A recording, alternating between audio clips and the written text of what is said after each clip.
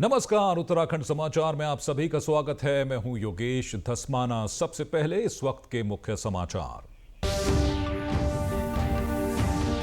केंद्रीय पेट्रोलियम मंत्री हरदीप पुरी ने बताई केंद्रीय बजट की खूबियां। कहा, पहाड़ से लेकर मैदान तक सभी को मिलेगा बजट का लाभ।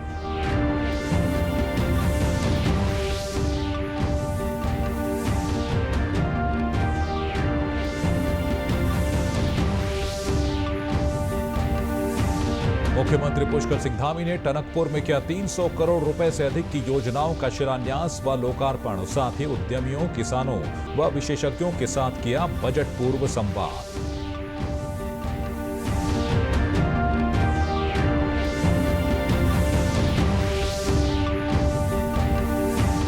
और टिहरी जिले में किसानों की आर्थिक स्थिति मजबूत करने के लिए उद्यान विभाग 32,000 पौधों का करेगा वितरण। बंजर खेतों की समस्या का होगा समाधान।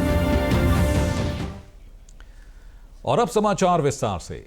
केंद्रीय पेट्रोलियम मंत्री हरदीप पुरी ने देहरादून में केंद्रीय बजट 2026 को लेकर प्रेस वार्ता की।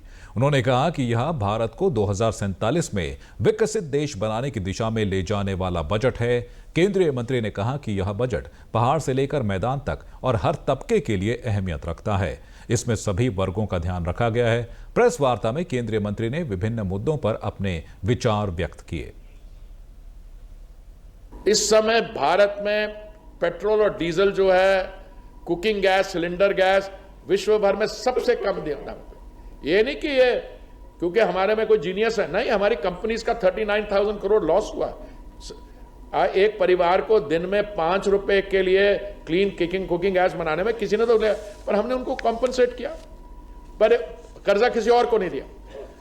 मैं समझता हूं जो अंडमान में हमारी डिस्कवरीज हो रही है, जो कृष्णा गोदावरी बेसिन में हो रही है, बॉम्बे हाई में जो वो था, इसको करके इस बार ही हमारी ऑयल प्रोडक्शन बढ़ी है, पर बहुत कम बढ़ी है, 3-4% बढ़ी है।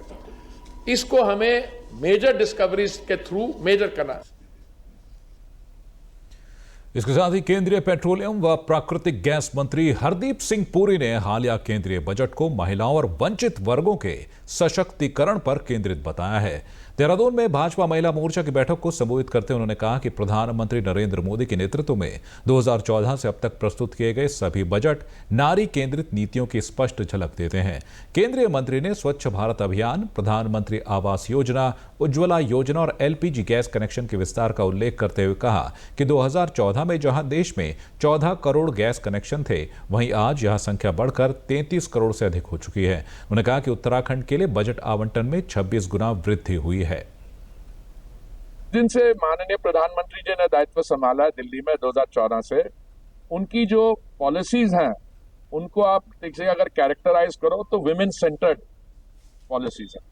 आप चाहे वो स्वच्छता कैंपेन देख लें, उसमें शौचालय बनाना है हमारी बेटियों के लिए, या प्रधानमंत्री आवास योजना जिसमें 4 करोड़ आवास इकोनॉमिकली वीकर सेक्शन के लिए बने हैं, उसका मालिकाना हक टाइटल बहनों के या बेटियों के नाम, या आप उज्ज्वला योजना देख लीजिए, या हमारे गैस के सिलेंडर जो 14 करोड़ होते थे 2014 में, वो बढ़ते बढ़ते 33 करोड़ 33 लाख तक पहुंच गए हैं।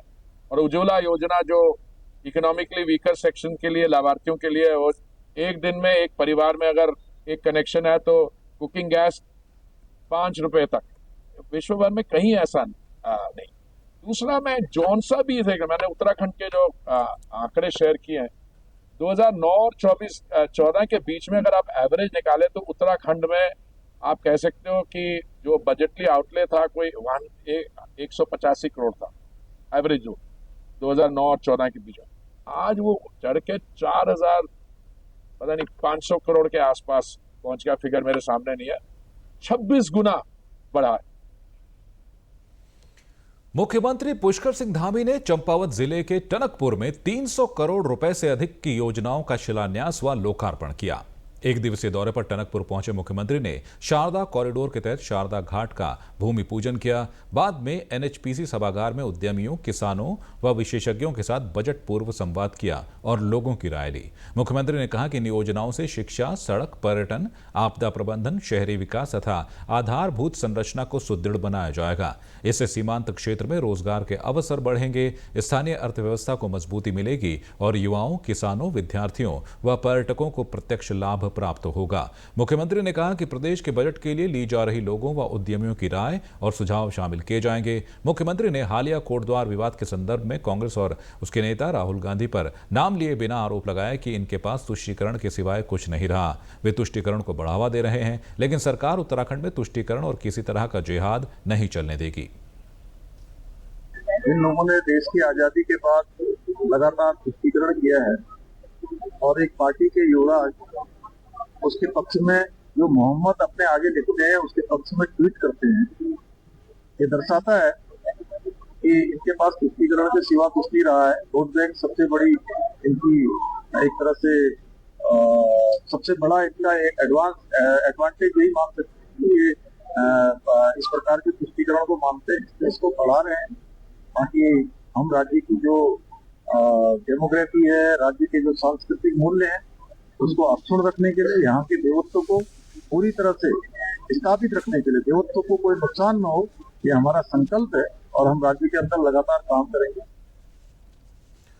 और अब खबर है टिहरी से। उद्यान विभाग द्वारा चालू सत्र में किसानों की आर्थिक स्थिति सुदृढ़ करने के उद्देश्य से 32,000 फलदार पौधों के वितरण का लक्ष्य निर्धारित किया गया है। इस महत्वाकांक्षी योजना के अंतर्गत नाशपाती, खुमानी, सेब, अखरोट, कीवी सहित अन्य उन्नत किस्मों के फलदार पौधे किसानों को उपलब्ध कराए जा रहे हैं। विभागीय अधिकारियों के अनुसार इस पहल का मुख्य उद्देश्य किसानों को पारंपरिक खेती के साथ साथ बागवानी के लिए प्रेरित करना है, ताकि वे कम भूमि में अधिक उत्पादन कर अपनी आय बढ़ा सकें। फलदार पौधों के रोपण से न केवल किसानों को दीर्घकालीन आमदनी का मजबूत स्रोत मिलेगा, बल्कि खेतों के बंजर होने की समस्या पर भी प्रभावी नियंत्रण होगा। जिला उद्यान अधिकारी अरविंद शर्मा ने बताया कि जिले के सभी विकास खंडों में उद्यान सचल दल केंद्रों के माध्यम से काश्तकारों को पेड़ों का वितरण किया जा रहा है। फल पौधों का वितरण हो रहा है, जो कि हॉर्टिकल्चर में एरिया एक्सपेंशन का जो हमारा मोटिव है वो सफाइज करने का काम करेगा। दूसरा, मेरा सभी कृषक साथियों से निवेदन है कि जब भी आप उद्यान सचल केंद्र से फल पौधों को प्राप्त करें तो अपना आधार कार्ड और जो आपकी लैंड रिकॉर्ड्स है, खतौनी, वो लेके आप उद्यान सचल केंद्र में जाएं। पूरे जनपद में हमारे 42 उद्यान सचल केंद्र है, तो आप वहां से प्राप्त कर सकते हो। दूसरा, उसको लगाने रोपने को लेकर जो कंप्लीट एडवाइजरी है हमारे सचल दल केंद्र प्रभारी से प्राप्त कर ले। वहीं किसानों का कहना है कि उद्यान विभाग की यह योजना उनके लिए लाभकारी सिद्ध होगी। छामुंड गांव के काश्तकार आनंद डोभाल ने बताया कि उनकी बागवानी में कई किस्म के फलदार वृक्ष हैं। उन्होंने अन्य काश्तकारों से बंजर खेतों में बागवानी करने की अपील की। ये उद्यान विभाग की बहुत अच्छी स्कीम है ये कि ये वितरित किए जा रहे हैं निःशुल्क पेड़ पौधे, और उद्यान बागवानी यहाँ उत्तराखंड में काफ़ी सफल हो सकती है, बहुत ज़्यादा सफल हो सकती है, क्योंकि अब खेतीबाड़ी का जो पारंपरिक खेती है वो थोड़ा कम हो रही है। तो उद्यान, क्योंकि इसमें एक बार लगा दो इतनी ज़्यादा मेहनत भी नहीं है और इनकी देखभाल हो सकती है, और बंजर भूमि में तो काफ़ी उपयोग हो सकता है। और हम लोग लगा रहे हैं, मैं तो प्रत्येक साल लगाता हूँ, यहाँ से ले जाते हैं, तो काफ़ी हमारे पेड़ हो गए हैं और समय पे हमको खाने के लिए वो सब मिल जाते हैं, और इसमें रोजगार तो निश्चित ही हो सकता है। उत्तरकाशी जिले की नगरपालिका बाड़ाहाट के बोर्ड को गठित हुए 1 वर्ष पूर्ण होने और चारधाम यात्रा को ध्यान में रखते हुए ओपन टनल के पास नए पार्क का निर्माण किया गया है। इसके साथ ही मणिकर्णिका घाट पुल, केदार घाट पुल और तिलोथ पुल पर की गई लाइटिंग व्यवस्था का एसडीएम डुंडा देवानंद शर्मा और नगरपालिका अध्यक्ष भूपेंद्र सिंह चौहान ने लोकार्पण किया। पालिका बोर्ड के 1 वर्ष पूरा होने के उपलक्ष्य में रामलीला मैदान में श्री काशी विश्वनाथ फुटबॉल ट्रॉफी का भी आयोजन किया जा रहा है, जिसमें कुल 8 टीमें भाग ले रही हैं।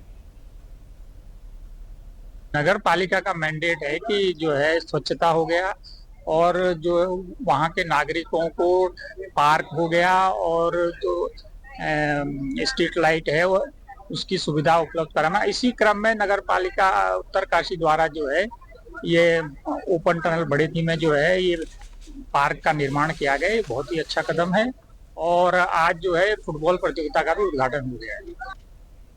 इस अवसर पर नगर पालिका अध्यक्ष भूपेंद्र सिंह चौहान ने कहा कि चारधाम यात्रा पर आने वाले देश विदेश के श्रद्धालु और पर्यटक मां गंगा के साथ पूरे शहर का सुंदर नजारा देख सकेंगे। संकल्प यही है कि हम लोग अपने शहर में कुछ अलग हटके कार्य करें। जो कुछ समय से नगर पालिका के प्रति लोगों की भावना अजीब सी हुआ करती थी, वो भावना को हम लोग दुरुस्त कर रहे हैं। और जैसे हमने मनकनी घाट का पुल हो गया और केदार घाट का पुल हो गया, उसी तर्ज पे जो रोशनी से हमने उसको सरोकार किया है, उसी तर्ज से हम लोग आज तिलोत पुल भी हम लोग अपना आज उसको लाइट से जगमगा देंगे उसको।